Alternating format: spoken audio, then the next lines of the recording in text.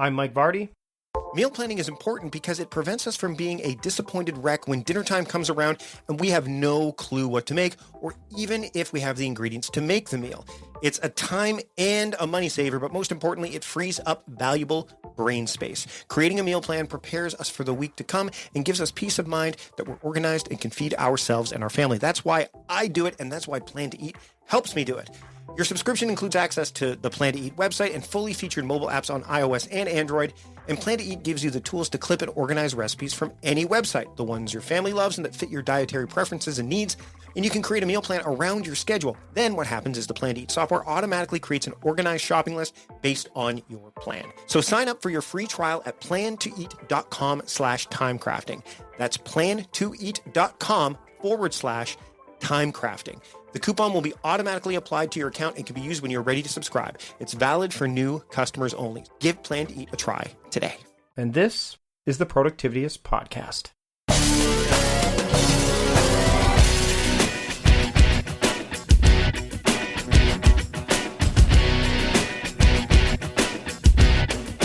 Welcome to the Productivityist Podcast. I am your host, Mike Vardy, and I am excited today to bring you John Poelstra to the show. He is the podcast producer. We have a great discussion around a topic he's incredibly passionate about, and one that I'm spending a bit more time with is the idea of meetings and making meetings better. We did a webinar in late March where we talked about 3 ingredients to better meetings. We go over that in this episode. We go over some questions that you may have with regards to things that crop up during the process of having meetings and how he tackles them, as well as some of the stuff that you may already be aware of, but how you can make them better when it comes to delivering meetings consistently, effectively, and productively. And, it's great to always chat with John about this stuff. Of course, he puts the show together, which is always really helpful. But I like the idea of discussing meetings because they are a huge time suck. There is a lot of cost behind them. And not just in time, but in money. And, when we're living in an era where we can meet from wherever we want and we have access to each other almost 24 hours a day, it's important that when we do have these meetings that there is some structure behind them. And John and I go into detail during the next half hour or so. So if you want to hear, by the way, the entire show, all the bonus materials, I encourage you to check out patreon.com/productivityist because there is more content there. But what you're getting today is awesome, and I can't wait to share it with you, so I'm just going to. Here is my discussion with John Poelstra, meeting facilitation expert, here on the Productivityist Podcast. I'd like to welcome podcast producer John Poelstra to the show today. John, thanks for joining me. Thank you. Good to be here. So we're going to talk about meetings again, because you can never talk about meetings more than we have to talk about them more than once. There's no question, because they are a bane for a lot of people, aren't they? Absolutely. It's funny, as we're recording this, and I figure we'll converse a little bit before we dive into the meat of this meeting stuff, is that we did a webinar recently. Some of you may have seen it. If you didn't register for it, then if you did register for it, you would have seen the replay while it was up. We're going to probably do some more down the road. I loved the webinar stuff. Webinar Ninja is a fantastic platform. I loved it. We had a great time. A very active group of people that were in there. And so we did this webinar, and we talked about the rules that we feel that John has kind of laid out, and the map that we're going to get to about putting together better meetings. And then within 5 hours of finishing up that webinar, I was in a meeting for my son's T-ball league, and every rule that you set out was broken. Every rule. And I'm sitting there. I didn't say a word. First off, I was exhausted because it was later. And also, I'm brand new. Like, this is my first time doing it. So I'm just sitting there and I'm watching everything's going on. And, basically, everything that we're going to say that you should do, they didn't do. Oh, no. And so I just was silently laughing to myself, as well as feeling a bit, the good thing about this, and I guess this is something I want to start off with, is because I was new to the environment, it didn't seem as painful. Does that make sense, John? Like, it was more of an information session to me, so it didn't come across as a meeting, more as a meet and greet, if that makes any sense. No, totally. And I think what's important to keep in mind is that there are there are many different styles and types of meetings. And so, yeah, some of the things we'll probably talk about may fit, may not, but could, even if it was a meet and greet, it could be that some of these principles would have made it a better meet and greet. Right. Like, I mean, when I've talked about the effing meeting that my wife and I have where we talk about, finance, food, and family. And that's a meeting that's a personal one. And, so there is structure, but it's not it doesn't need to be terribly rigid. We just have a framework that we work within, and that's how it works. This meeting that we had, though, was just, there was no structure to it. And, it was very interesting. So I just found that funny. And I kept thinking, I want to go and talk to these guys about the 3 ingredients to better meetings. That's what I want to talk to them about. But we're going to talk about that today because, John, I mean, you and I have talked about meetings on a number of occasions, just when we met in person, as well as I think we touched on this before in an episode for Patreon patrons, didn't we? Yeah, we did. So I want to talk first about the cost of meetings. And there's a lot of data out there, and we'll put the links in the show notes, as many as we feel are necessary, because there are a copious amount of links. But some studies have indicated that millions, $37 million, in fact, are wasted on unproductive meetings. The multitasking happens in meetings all the time. 92% of surveyed meeting attendees have said that they multitask. And it's funny, Russell Lolliker, a friend of mine who does the Upsell podcast, responded to one of my Anchor posts. And Anchor, for those of you who don't know what it is, it's kind of like an audio version of Twitter. You only have a certain amount of time to record. And he said one of the things that bothers him about meetings, because I asked him, like, how do you keep meetings from sucking? And he said online meetings are the worst because you can't tell what people are doing. And I know from experience when I do coaching calls that there are instances where I see people's eyes dart away from the screen and away from looking at me, and I know that they've got a message that's popped up on their screen or something like that, and it really does undermine the focus that we can have. And then we talk about status update meetings and those things and how they can waste time, and then on average, an employee can waste up to 1/3 of their time in meetings. 1/3 is a lot of time. I used to go to meetings all the time when I worked at Costco, and it was painful. And again, I don't want to go through all the details because I want to get John to talk quite a bit about some of the things that we can do to make these meetings better. But when you look at the show notes, you'll see how much money this costs an organization or your small business. And most people don't think about that. They just think about conveying information, right, John? They don't think about the long-term impact, right? No. And I think, too, well, a lot of times there's also just kind of a culture of meetings. It's like, well, you're supposed to have a meeting, or we've always had this meeting, so we'll have it again. Yeah, it's tough to break that way of operating, And I mean, when I talked about to Sebastian from Blinkist about holacracy and then Blinkracy, which is what they use, I mean, that structure involves more meetings, but there are ways that they have those meetings that make them effective as opposed to just a whole bunch of meetings. So when it boils down to meetings, what you want to do is you want to have these right ingredients, and like I said, we talked about this on our webinar, but the recipe for the right kind of meetings requires the right ingredients. And not only that, but like if you were baking or right now my wife and I are doing some more home cooking because I'm on a Health 90 program that my friend Chris Watt has put me into. We're cooking a lot more at home and making these recipes. And the thing is, if you don't put the right ingredients in the right order, then the recipe will not turn out. When you put a pizza together, if you put the cheese on before you put the sauce on, you are not going to make a very nice looking pizza.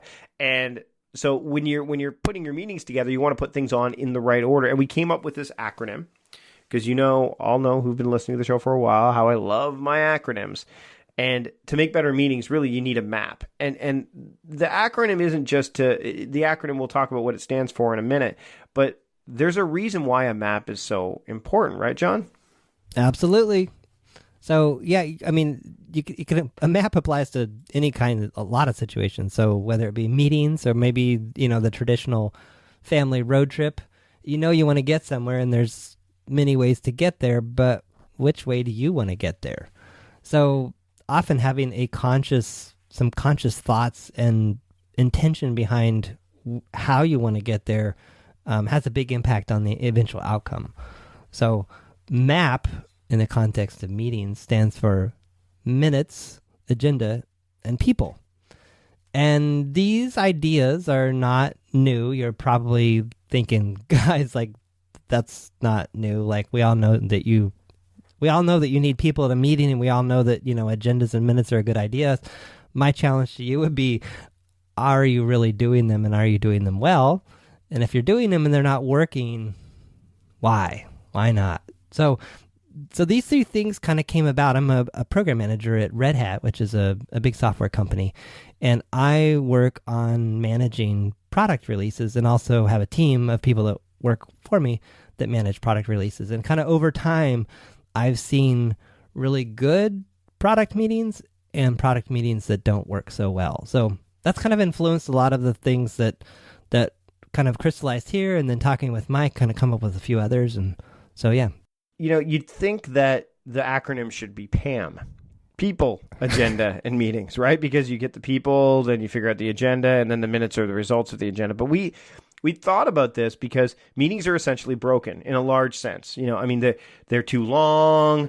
They, there's no structure to them, or they're overly structured, or they're controlled by the wrong people, or there's so many elements there. But really, the reason we went with MAP.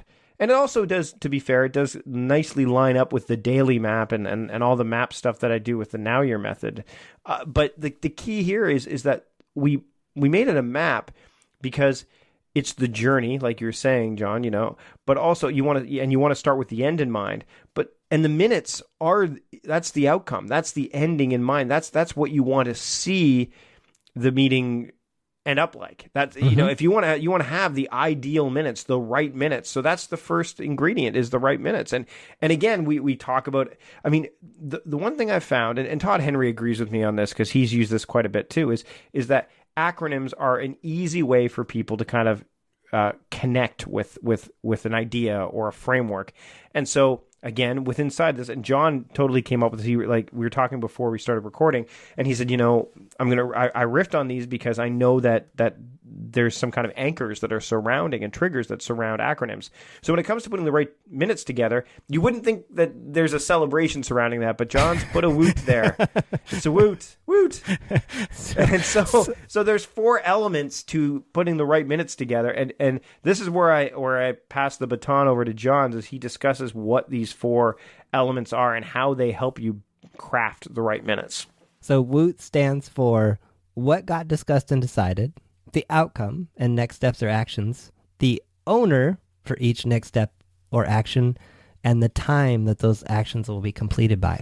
And so what's cool here is that if you wanted to get started with this right away, if you're in a meeting in the next half hour after you're done listening to this episode, you could go grab a legal pad, put those 4 letters at the top of the legal pad, create columns surrounding it, and you would know that, okay, the first thing is the thing that got discussed. The second thing is the outcome and what the next steps and actions are. The second O is owner, so who's doing it, and the fourth is time. That's going to give you at least a good head start, right, John, on putting these things together. But let's dive deeper into these, okay? Yeah, what got discussed and decided, clarity here always helps. And, when we talk about starting with the end in mind, the minutes kind of capsulizing the end of the meeting actually form the start of the next meeting. And so my encouragement here, we're talking about capture, but also when you are preparing for that next meeting, looking at the previous minutes to say, what was supposed to happen? Like for each of these 4 things, did these things occur as they were supposed to? And following up on them before the next meeting. That's critical. I know that sounds simple, and there's a big tendency, at least that I observe, where people say, well, I'll just follow up on this at the next meeting. But inevitably, those things, just life happens. Things don't get done. You run into problems. And inevitably, I find in chasing those things down before the next meeting, you discover things that need to be discussed at the next meeting. And then your agenda is already starting to create itself. But we'll get to that in a little bit. In terms of other important things about the WOOT acronym here, outcome and next steps or actions. The more clarity there, the more specificity, the more specifics possible, the better, because then you'll kind of know what you're following up on. It's amazing. We go to so many meetings and consume so much information and have so many interactions. A day later, if it just says, make sure stuff is fine with the legal department. What is that stuff? What do you need to do? Like, I'd have a hard time remembering. So clarity and preciseness there really helps. Same thing with an owner. Nothing is worse than saying, well, this amorphous group of people that do stuff will make sure that that gets done. But then you don't really know where to go to find out if it got done, and there's really no like person that you can hold accountable or go back to. So I always recommend for the next actions and steps, you've got one person's name there. Not two, not three, not a team. One person that you can go to that says, okay, you're the owner for this. I can count on you getting it done. Right, absolutely. And then time, when those actions will be done. And again, being very specific here helps a lot. So if the minutes say this will be done by tomorrow or a couple days from now or the end of the week or this month, usually by the time the minutes go out, that context is completely lost. And then you have to go backwards and do all kinds of digging and figuring out and calculating to figure. So save yourself that pain and just write down the calendar date, because that never changes. Well, and the thing is again, I mean, time is going to be critical. We talk about this in some of the other elements, the other ingredients. But yeah, I mean, you need, anytime you can break it down to its smallest component and be clear to everyone, that clear communication, because everything's subjective, right? I mean, the objectives of meetings are to accomplish certain things. That's what those outcomes are. That's the objective. But how everyone approaches that is going to be very subjective. It's a lot like task management. You play off each other's strengths. Some people are going to be better at certain things than others. So by creating this common, universally understood ground of this needs to be done by April 4th, that's understood. If you say it's by tomorrow, then first off, it's going to create two things: ambiguity, but also overwhelm in some cases, because it creates, there's nothing for people to tether to. What does tomorrow mean? How does tomorrow look? Like, it just creates too many questions. So beginning of tomorrow, end of tomorrow, all that kind of stuff. Yeah, the less questions you have when you're pulling away the minutes, the better, because otherwise, who's going to be the one answering those questions? It's going to be the person that put the minutes together, or a combination of people, which all of a sudden, you've got the grapevine thing going, where it's the, what was discussed? Well, this was kind of discussed, and you're going to get No, we didn't discuss that. Yeah, you're going to get a flawed perspective. And the other way now here's the thing: the way that the middle part of this acronym, the second ingredient, would be the second ingredient, I think, no matter which way you did it, is the right agenda. Like, that is key.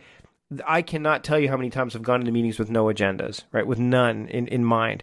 And in some cases, like you said earlier, John, like sometimes if you're having a meet and greet, the agenda could be very small. It could be whatever, but you still need to keep in mind that, there has to be some kind of framework. Now, again, we got another acronym here. And this one's pretty easy. It's CAT. Cats like structure. I had a cat. My wife hated my cat. We would move the litter box because we were trying to get used to and my cat got used to where the litter box was supposed to be. And when the litter box was moved, guess where the cat still went to the bathroom? That was not good. But cats like to have that structure. They don't like to be disrupted. So maybe that's how you integrate it. That's how I would. But you've got more depth to this acronym than that. So why don't you dive into that? This concept of starting with the end in mind, even as you're thinking about the minutes, apply the. So when you're thinking about the minutes, what do you want those minutes to look like before the meeting even starts? Same thing with the agenda. What do you want the meeting to look like as it's happening, as it's starting, as it's happening, as it's ending? So again, the tie into the minutes. Using the road trip analogy, you're looking at the map and you're like, well, do I want to take this little tiny road, this little 2-laner in the middle of nowhere? It'll take us 10 extra hours, but we're going to see all kinds of cool stuff and meet the locals. Well, okay, yeah, that's what I want to do. Okay, sign up for that. Or do I want to get there as fast as possible? I want to take the toll road, the interstate, whatever, and get there as soon as I can. So same thing with your meetings. When you're thinking about the agenda, what do I have in mind for this meeting? What do I want it to look like? And so CAT stands for clarity around what needs to be discussed or decided. A stands for anticipated outcome. And T stands for time allotted or planned. So clarity around what needs to be discussed or decided is kind of what we just talked about in terms of your intention and where you want to go. But it also gets to, as you're kind of laying out the individual things that you want to talk about, say you have 5 of them and you've got an hour, what do you really need to discuss and decide about those topics? Because I have a strong belief that if there's nothing to really decide or discuss around it that hopefully leads to a decision, do you really need to have it on the agenda, and should it really even be in your meeting to begin with? Can it be handled some other way? So if it's collecting status, I have a big aversion to status collection meetings. Can you collect those over email or a spreadsheet or a Google Doc or Trello or whatever, Slack, like whatever your tools are there? Can those other mechanisms be used to collect that information? So I always come back to, okay, we need to discuss and decide some things. What are they going to be? And tied into the next one, the anticipated outcome. What do we need to get with that? So we're trying to decide on a product launch date. Okay, well, what do we need to decide about that date? Like, well, when it needs to land, is it be end of the week, end of the month, beginning of a week, on a Tuesday? What is it? And so thinking these things through and kind of thinking in advance, like where will we need to lead the discussion and where do we probably need to end up, can really help put some of those details in the agenda, and then also using those kind of as guidelines as you're going. And then the third one, time allotted or planned, is also a guideline. I like to think of this in 2 ways. Sometimes giving time slots to the topics themselves. So if in our example of 5 topics in an hour-long meeting, that's 60 divided by 5 is 12. You essentially have 12 minutes per topic. So is that enough time for those topics? If it's not, sometimes I find in using this approach, I will create an agenda and I'll start saying, oh, okay, this topic's probably about 5 minutes. This one's about 10. This one's about 20. This is about 30. It's like, oh, well, I have 4 meetings worth of topics here. This isn't going to work. And I also, just a rule of thumb, an hour or less in terms of engagement, in terms of mental presence, of people's ability to concentrate and contribute. Keep it to an hour or less, or schedule a separate meeting to do the follow-on. So sometimes a great outcome of this process, again, is you discover a topic that's going to take 45 minutes or an hour to discuss. You're better off just scheduling a separate meeting before the meeting that you're having here, and then you can include in this agenda, a reference that, hey, this topic takes too much time to discuss at this meeting. We're making a conscious decision not to cover it today, but don't worry. There's already a meeting scheduled on your calendar for tomorrow. Everyone's invited. We'll cover it there. So the takeaway with the time here is assigning time values to each of the topics, either explicitly, sometimes I've actually put that in the agenda to set expectations for the meeting attendees, as well as just kind of a reminder to myself, and then just kind of an overall, like, okay, how much time am I allocating overall, and is everything going to fit in it? One of the things that I wanted to touch on here really quickly is we talk about standing meetings, and a lot of people think, oh, standing meetings like a regular meeting. No, I mean standing up. Jason Fried's talked about that, where it's you have to stand up. So that's I think this also leads to the next element that we're going to talk about here, the next ingredient. But if you want to keep your meeting shorter, remove all the chairs. Uh-huh.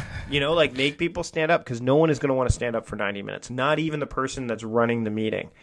Because they're just not going to want. They're not going to want to do that. Well, I'm hearing about that more and more too. Is like different. So that's a big part of the agile software development and Scrum culture. It's funny. I've been seeing this in some podcasting. I can't remember. It was a podcast training or something. But I'm seeing this pop up in different like productivity places of embracing this idea of agile and all that. But yeah, the standing meeting thing I think definitely fits in right there. Now, what else happens is if you have a standing meeting, then people will be more apt to maybe not necessarily come to the meeting unless they need to be there. And that's why having the right people is the third ingredient. And it, one of the things that we talked about, we've talked about before is when I would have that status meeting at Costco, every department manager would be there. every single one, except for there would be one manager I think there'd be one manager that would have to be out on the floor in case staff needed a manager, which also seemed rather ridiculous considering that there were so many people in the warehouse that if one manager could not possibly handle any of the things that the staff might need, especially because there's a merchandising staff and there's administrative staff. So let's talk about the right people, because that can make or break a meeting, I think, more than anything else, right, John? Mm-hmm. Yeah, well, and people are kind of the most volatile ingredient. Well, yeah, you can't control them. You can't say, okay, I mean, you can shape the agenda and you can craft minutes, but you cannot. The only way that you can shape the impact of individuals being in the meeting is to make sure that they are the right individuals. And oddly enough, that's the acronym RITE, right. And John, let's dive into that now, shall we? Yeah. So before I get to right, so the tie-in here also is as you're doing the agenda, it's asking yourself, okay, we're covering these topics. Do these topics apply to the people that are invited to the meeting? Mm-hmm. And if they don't, well, either you need to invite them or you need to have a different meeting to involve the people that need to be there. Nothing is worse, in my opinion, than having say 10 people at a meeting and you have a topic that applies to one person in the meeting. Like what? Like, how are those other 9 people benefiting if it has nothing to do with their lives or any of that? So, in terms of the right people, right stands for responsible or accountable for taking action, informed, but they really shouldn't be there. We'll talk about that in a little bit. Timely, so people that are attending are able to make timely decisions or actions and coordinate with the right people. And E for 8 or so, no more than 12. So why don't we work this backwards? Sure. So the 8 or more ties into your little pizza analogy. I think the tool we created, what did we call that? The 2PR? The 2PR meeting attendee tool. So that's the Jeff Bezos rule, where he basically says that, and this just goes beyond meetings too, is if a team cannot be fed with 2 pizzas, then the team is too big. So, you want to be able to have pizza left over or just enough pizza. So it's the same thing. We use this for meetings where you could say, okay, let's say each meeting, each pizza rather gives you 8 slices and the average person can eat 2 slices. So there you go. That's 8 people. If you need more pizza, then somebody shouldn't be in the meeting. That's kind of the way we did it. And so in this tool that we put together, and we offered it as part of the kind of when we did the webinar, is as a free kind of gift, is that people could take it, fill in the names of the people in the pie chart, so that way they could see how quickly things were filling up, and go from there. So it's an interesting thought. I mean, and it's simple. I love that idea that it's simple. It's like, can I feed all these people with these 2 pizzas? Nope. Okay, you're out. I think it's genius in its simplicity in a lot of ways. And another, along the lines of the simplicity, another approach I've taken here is limiting attendance to 2 people per team. Mm-hmm. Sometimes you'll end up, at least in my context, a product development team where, there's probably 6 or 7 different functions that need to be at the meeting, but you don't need 4 or 5 people from each function at the meeting to decide things and make decisions. Well, if you do, my experience is there's something that needs to be fixed on that team, not at the meeting. Right. So I find that this limiting it to 2 or even 1 person per team, I flex, my preference would be 1, but 2 kind of gives you a backup and it gives people a little bit of flexibility. But the idea is that by limiting it, you're forcing each team to kind of send their best person. Right. Their best person in the context of the meeting, what's being discussed and decided. And so hopefully that person comes prepared because they're the only one coming. They're not bringing their 5 people from their team that are going to answer all the questions that they can't answer. It's like, no, they're accountable for their team and their delivery. They're coming with the answers. They're able to make decisions. They're able to move things forward. And the meetings go a lot smoother when you have those people at the meeting versus, the collective of 5 or 6 or 7.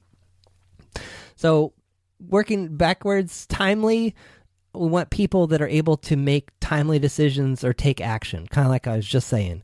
So also people that are able to show up on time. This can be a tricky one. Mm-hmm. I know that sometimes I have people that are double, triple booked for the meetings that I've set up, even though they said they could be there, and then they aren't able to come or can't come or whatever. a lot of times I'll use that as a cue to say, you know what, I know you're really busy. Is there any possible way you can send an alternate, or we can coordinate someone else that can be here when the meeting starts so that we can, be as efficient and move through all the topics. The next one, informed. This is actually a misnomer. What I'm saying here is attendees that simply need to be informed are not necessary. And you say, well, what do you mean? I say, well, my response here is that they can read the minutes, because you got a really good agenda that helps you create really good minutes. And if the minutes are really good, people that just need to know what's going on should be able to get that from the minutes. Mm-hmm. And I also have often found that, those people that they just need to be informed. There's also that difference between need and want. Yep. And fear of missing out. I often find that those people, although they promise to just come and listen, suddenly have strong opinions when there's a topic that they know something about or have strong opinions on. And then the meeting gets derailed. So again, the right people, it keeps coming back to this thing. We want the meeting to run as efficiently as possible and not get derailed. And so having the right people present helps the meeting not to get derailed. Then the last one is responsible or accountable. I think I've kind of already mentioned this, but again, the idea is you've got decision makers there. You've got people that have a grasp of the situation that can make decisions without saying, well, I don't know, I'll have to go talk to so-and-so or find out if this is okay. People that can make that decision, things can move forward. It removes a step. So again, our acronym here is bringing the right people. So there you have it. That's really what the map is. It's the minutes, the agenda, and the people. One quick question I have before we shift back to wrapping things up per se. How do you get good at facilitating? Like, how do you? And I know we touch on this in Meeting Makeover for sure. And I don't want you to you could talk about this for a long time, I know, but it's one of the things I'm sure people struggle with is the idea that, like you're a meeting facilitator. You actually want to own the meetings, and some organizations, they don't think that forward thinking. Like I know I was talking to Tony Stubblebine of Coach.me, and he said that there's organizations that employ meeting facilitation people, in Silicon Valley especially, because that's their job. And even the people that are the CEOs listen to that person in that role. How do you, again, and I'm sure it's a culture shift question, but how do you kind of broach the subject to say, hey, look, I know how we can make meetings more effective within our organization. That's one thing I noticed, by the way, in the webinar. We talked about this before we went on the air, is that the people that were in our webinar yesterday were really into it, but I'm sure they probably thought, well, this is all well and good in some cases, but I don't work for a company or on a team that is willing to give up the control of the meetings to somebody like me who will facilitate. So how do you grok that? So there's two questions there. I think one is how do you change the culture if you're not in control, and then the other one was how do you become a good facilitator? Yeah. So training and experience. I had the amazing, fortunate surprise of ending up I was taking a track of project management classes at Portland State University, and just to kind of put more tools in my toolbox, and one of them was facilitating meetings, and I thought, oh, that's interesting. I go to a lot of meetings and I run meetings, and I'll go to that. Totally got more than I bargained for. Showed up to the class, 2 solid days, 70 to 80% of the class was facilitating fake meetings in this classroom setting. Completely changed my game. And it also kind of created this spark that's kind of lit this fire around my passion on this topic, which is like, this is fun. This can actually work. This can actually be better. And so from that, one of the challenges I've never forgotten that the instructor left us all with was try scary things. Get outside of your comfort zone and ask people to do uncomfortable things. So whether it be Sam, you're responsible for development, and it looks like this particular action item is in your area. Can we put you down as the owner, and will you own this and come back to us next week? As opposed to that awkward silence in the meeting where you say, well, so who wants to own this? And nobody raises their hand.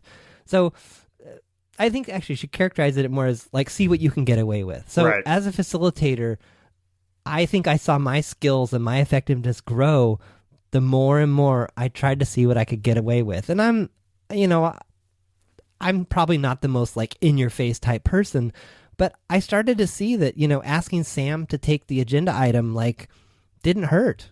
Sam was like, well, yeah, sure. Occasionally people will say no, but there's kind of the social dynamics, the peer pressure and all that stuff going on there. So just seeing what you can get away with. See what happens when you start the meeting on time. Is anyone really going to get that mad at you because you started on time? I don't know.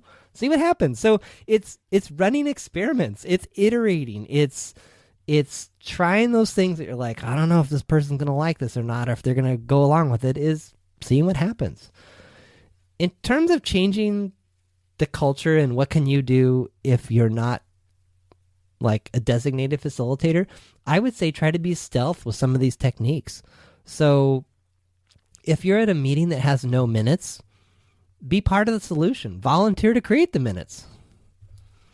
Hey, Mike, I noticed that our meetings don't usually have minutes. Would you mind if I just kind of collected them, if I started doing minutes for our meeting? Absolutely. Oh, wait, that wasn't a question for me. That was just hypothetical. Yeah. So who's going to say no to that? No, they're not. So in other words, volunteering and also you can make it a pilot. You should say, you know what, Mike, I just want to do a test. I'm just curious. Like, I'm just wondering if our meetings would get more effective if we had minutes, and I'd be willing to just do the minutes for the next 2 or 3 weeks just to see if they work. And if they don't, we'll just stop doing it. But if it's valuable, maybe we'll share the responsibility or do it together or some crazy thing. So yeah, like that, you could do that with minutes. Same with the agenda. Hey, I noticed there's never agenda. Could I help you craft an agenda for this meeting? I think an agenda might help us actually cover more topics and have more focused, effective discussions. Could I help create an agenda for the next meeting? Who's going to turn down an agenda if they're not creating one or they don't have time to? So I would say looking for those little ways to try some of these tools, to volunteer to do them. And I mean, if you wanted to be really aggressive, you could say, hey, I've been to some meetings where there's a designated facilitator. I think I'd like to grow into this role or try it. Would you mind if I was kind of the designated facilitator for our next meeting? Let's kind of see how it goes. And you'd have to kind of set ground rules with that person to, say, okay, as a facilitator, it means that I might cut you off. I might tell you we need to move on. I might blame the agenda, but you're kind of giving me that role and that power. And as long as you're willing to support me in this for this one meeting, we'll see how it goes. We can decide if this is a good idea or not. So yeah, experimentation, trial and error, maybe some failing, probably some failing, but that's how the good stuff happens. Excellent points.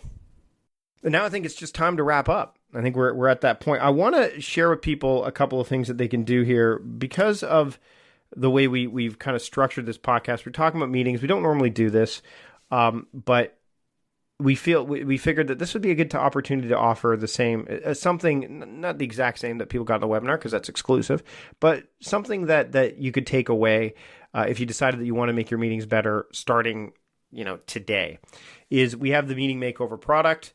And what we want to do is we want to include in the Meeting Makeover product it's an interesting tie-in to the thing I've been working on, which is the Now Year method and how to craft your agenda in a way that serves those needs and wants that you were talking about, John. So what we're going to do is if you purchase Meeting Makeover, either and as you're listening to this, there's the it's $39, so it's not very expensive at all. And the value that you're going to get out of it is going to really make your meetings soar. You're going to make them more meaningful. They're going to matter more. They're going to be more productive. You will get this agenda template that we're creating that ties in nicely to the Now Year method, which of course is a product that the flagship product I've been working on, and we'll have more on that in a little while. In fact, this is the first time I'm mentioning it on the public podcast, so there you go. So you'll be able to get that, and that's a free bonus is the template. And that to me is something that I think is very valuable. And then we do have, if you're listening to this the day that the podcast comes out, so the podcast is released on Monday, which is the 4th of April, 2016. And if you want to get direct help from John, and you're not a Patreon supporter, because the Patreon people that were listening, they got their own little special deal. If you become a Patreon supporter, you'll get some special deals too. So you may want to go to check that out. That'll be in the show notes. you can also get the Meeting Makeover Plus that we're offering, which means you'll still get that free bonus that we're offering, which is the Now Your Meeting Template, Now Your Method Meeting Template, but you'll also be able to book a session with John and get direct help from John, and that is $99. So again, we normally don't do this kind of thing at the end of podcasts, but I figured, you know what? This is such a big pain point for people, and we've got a meeting facilitation expert here. He's the guy that puts the show together too. So big props to you, John, for that. But I figured let's offer this out to the podcast listeners. There's more of you out there now that have ever been there before, and I'm sure some of you are struggling with this. So I'll have all those links to that in the show notes. And John, thanks again for putting the show together, but thanks again for coming on and just talking about the idea of putting together a map for your meetings and really striving to give people the ideas of how they can craft and shape better meetings. You're welcome. Now, where can people find you online if they are looking for you, other than to reaching out to you directly when they purchase Meeting Makeover Plus? All right, good place to do that is johnpoelstra.com or John Poelstra on Twitter. Awesome. Thanks so much to everybody for joining me this week. I really appreciate it. Again, ratings and reviews in iTunes are always appreciated. It helps people find us quickly and easily. And again, if you want to support the show via Patreon, go to patreon.com/productivityist, and you'll be able to do that there. And of course, don't forget to check out Meeting Makeover and Meeting Makeover Plus. Lots of great stuff this episode. Thanks so much for joining me. I'm Mike Vardy, host of the Productivityist Podcast, founder of Productivityist and productivity strategist, reminding you to stop guessing and start going.